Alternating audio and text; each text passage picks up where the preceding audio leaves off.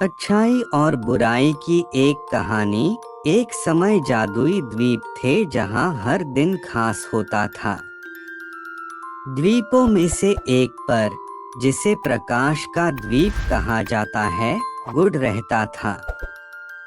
गुड़ उज्जवल, चमकदार और हमेशा मदद के लिए तैयार था।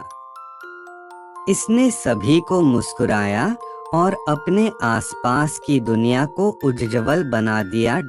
पड़ोसी द्वीप पर, जिसे अंधेरे का द्वीप कहा जाता था, बुराई निवास करती थी। दुष्ट तमतमा रहा था और क्रोधित था। इसने इस द्वीप पर आने वाले सभी लोगों को भयभीत कर दिया और इसके आसपास की दुनिया को अंधकारमय बना दिया। अच्छाई और बुराई पड़ोस में हमेशा रहते थे, लेकिन वे कभी नहीं मिले। एक दिन टिम्मी नाम के एक छोटे लड़के ने एक साहसिक यात्रा पर जाने का फैसला किया।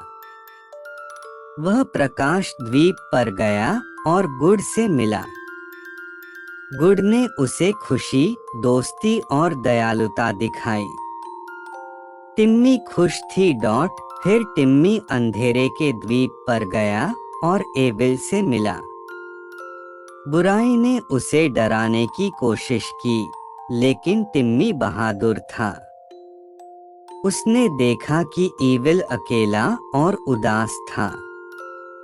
टिम्मी ने अंधेरे के द्वीप पर अच्छाई लाने का प्रयास करने का निर्णय लिया। टिम्मी प्रकाश द्वीप पर वापस गया और गुड़ को अपने साथ आने के लिए कहा।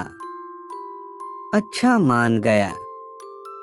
वह अंधकार के द्वीप पर आया और अपनी उज्जवल रोशनी चमकाने लगा।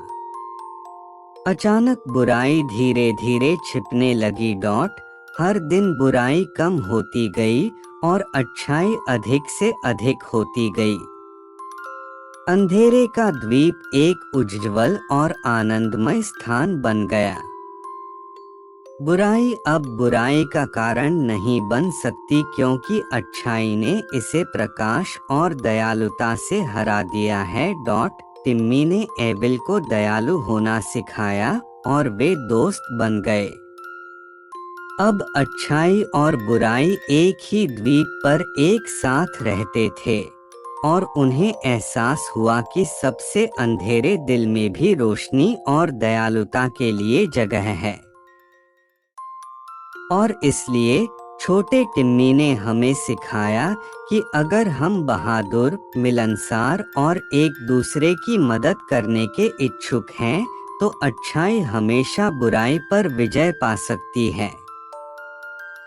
उन्होंने हमें यह भी सिखाया कि जहाँ कोई उम्मीद नहीं है, वहाँ भी दया और दोस्ती पनप सकती है। और इसलिए अच्छाई और बुराई हमारे दिलों को अच्छाई और समझ के लिए खोलने के महत्व का एक उदाहरण बन गई, और यह कि दोस्ती दुनिया को बदल सकती है।